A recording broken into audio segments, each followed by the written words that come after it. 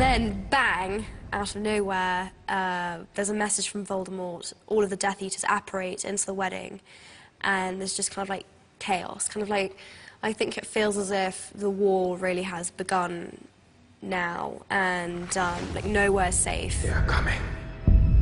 They are coming. Obviously, Hermione, Harry, and Ron have to get out of there. As Voldemort's presence and dominance is growing, Malfoy Manor becomes the heartbeat of his operations. Home to Harry's nemesis Draco and his once powerful family, who have suffered a dramatic fall from grace. This is the first time we've seen Draco's family home. Its stunning Jacobean features were inspired by Hardwicke Hall in Derbyshire, which was once described as one of the most splendid houses in England. And who would guess that much of this panelling and detail was actually made from foam? But all of this grandeur counts for nothing if you've fallen out of favour with the Dark Lord. What about you, Lucius? My lord? I start off so full of hope, Lucius. You know, Voldemort has chosen my house to be his headquarters, and it's just having the king in your own house is a ringing endorsement. I require your wand. Within about 2 seconds, it all turns completely pear-shaped when he takes my wand off me. You don't take a wand off a wizard in public.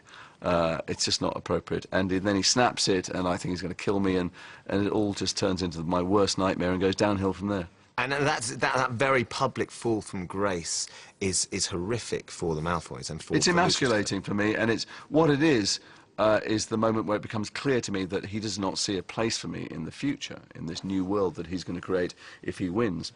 Let's talk about Voldemort and what his plans are. What's he been up to and what's he trying to get out? He's up to his old tricks again, Ben. I hate to say it, but he hasn't turned around. He's still pursuing the art of darkness. Well, much the same, obviously. He's obsessed with getting rid of the young wizard Harry.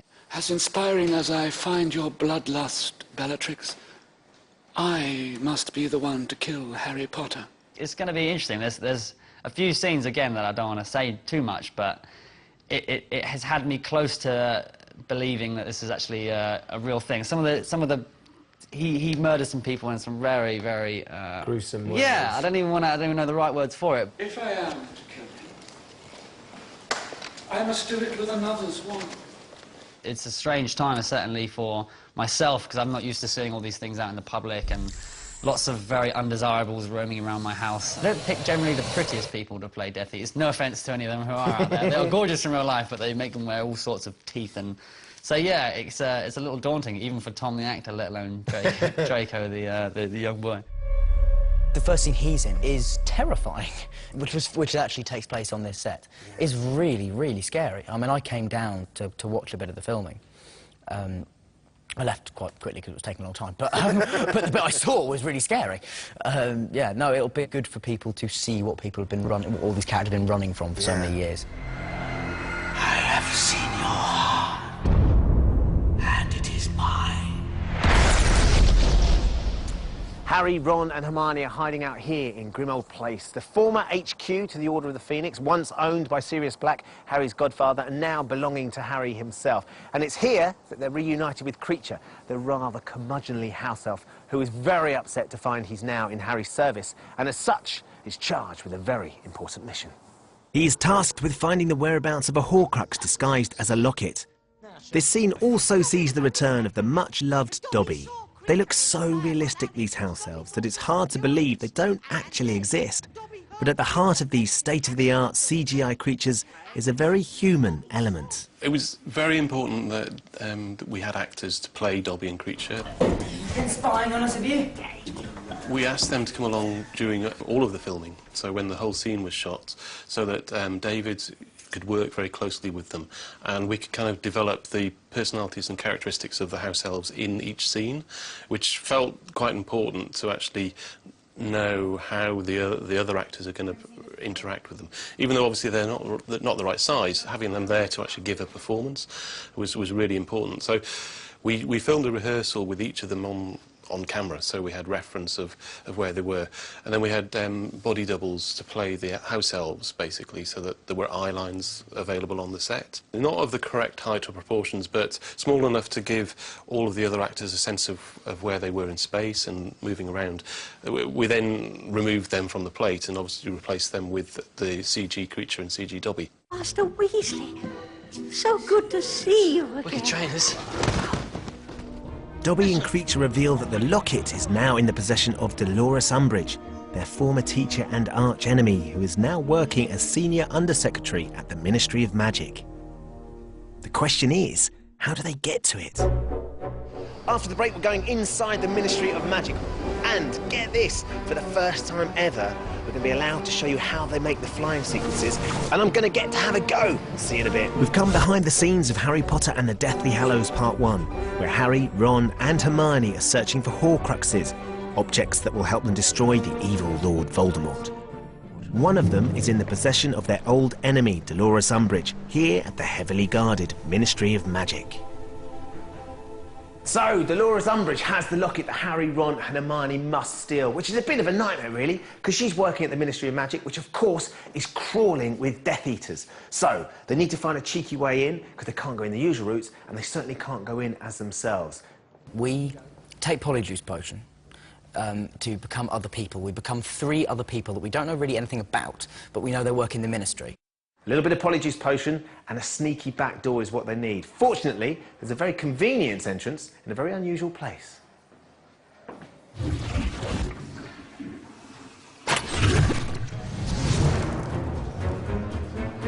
Do I flush?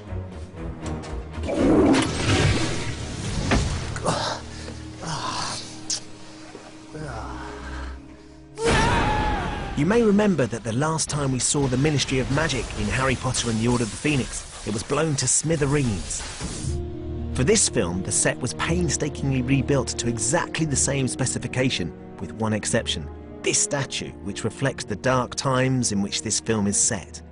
The design of the statue was influenced by several historical sculptures, particularly from Soviet Russia and pre-war Germany, and shows the oppression of the Muggles, or non-wizarding folk. That's you and me, in other words. There are around 50 of these figures, and each took 2 weeks to handcraft. They were all made by one man. There's 3 characters who work in the Ministry that we've never seen before, necessarily. Yep. Suddenly, you guys are impersonating them. Polyjuice, yes. You become them. Yes. So someone was being you, being themselves. Yes. It is odd, because we were sort of then, me, Rupert and Emma have consultancy roles behind the monitor. Do you get a proper seat? I think you probably get proper seats anyway, getting on a day-to-day level. Let's take the star seats out of it. Do you get, like, consultants to... No, unfortunately, we didn't. I'm definitely angling for an extra credit, though. Even if you're in the know, all this polyjuicing stuff is quite tricky to get your head around. Got it! That's Ron! Yes!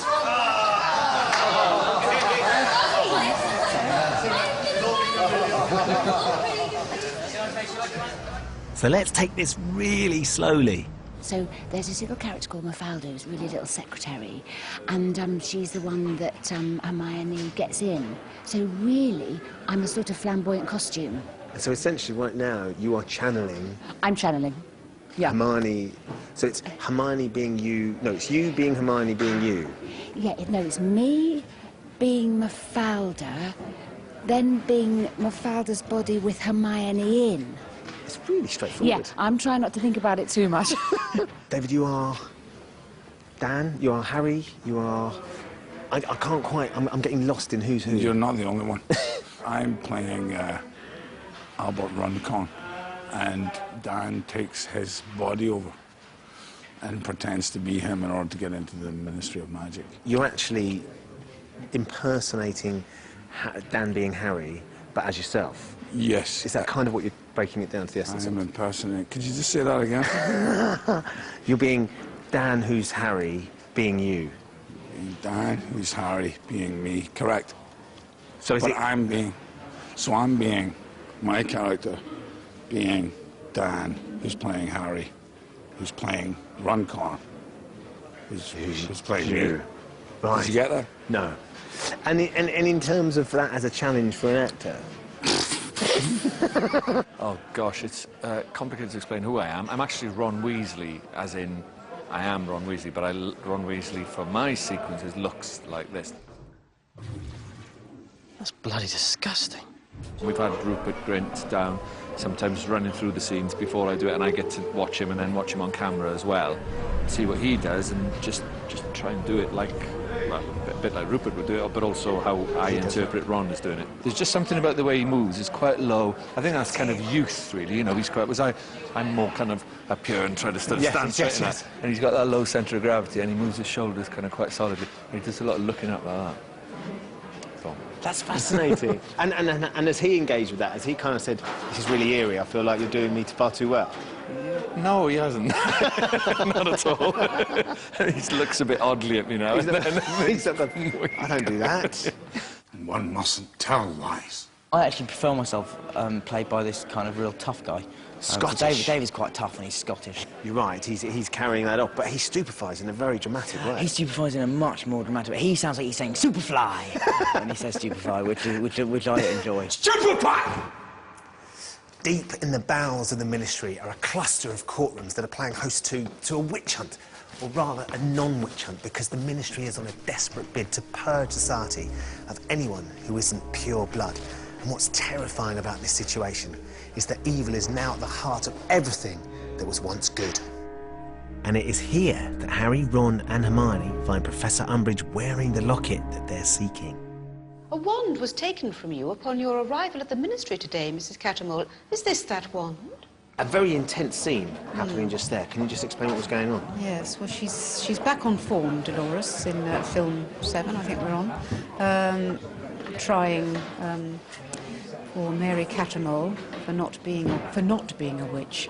So all those trials years ago for witches, witch trials. This is because you're not a witch. She's on trial. Is it a loyalty to Voldemort that she has, or is it just authority and power that she loves? I think she loves power, authority, and purity. And these people are not pure, and she's still trying to weed out the impure. And that is sort of what Voldemort's all about as well, though, isn't it? So she is dark like that. Yes, she's dark. While these films are renowned for their spectacular sets, sometimes only the real thing will do. And Harry Potter does nothing by halves. You do have to watch the moment where we shut down Piccadilly Circus for the first time in 32 years. Extraordinary as it is to imagine, the Harry Potter team shipped into Piccadilly Circus 500 extras who played the passers-by, 35 cars, 15 black cabs, 1 limo, 5 buses, 1 police car and 2 rickshaws. They were joined by 500 crew, and they did this for 2 nights running. Unbelievable. They actually closed the whole kind of Piccadilly Circus. That must have been surreal. Yeah, I mean, there was no kind of real people. There was all kind of extras and that. They kind of filled it with people. Background action! Many years ago, I was a location manager. Someone had said to me, OK, we need to film in Piccadilly Circus. I would have said, OK, we better get someone else then, because I don't think I would have taken it on. It was a huge undertaking.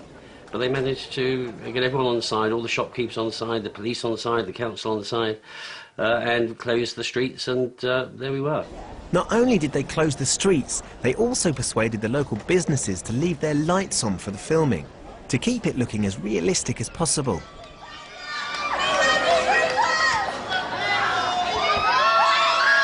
It was really cool, actually, yeah. And they had all these kind of, had their own, like, buses, double-decker buses going through. It was a mad day, yeah, but it was good. The scene shows Harry, Ron and Hermione apparating into central London as their journey continues. First of all, we stop at a cafe and... Everything starts with a latte. Absolutely. Go. Leave.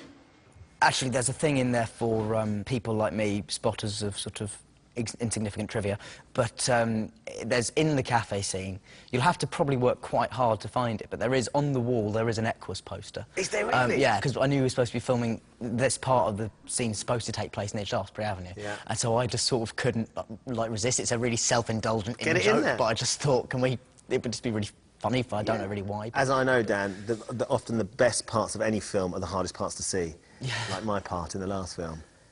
24 frames of magic. Yeah. But the people that know find it. The people that look for it find it. Yeah. Yeah.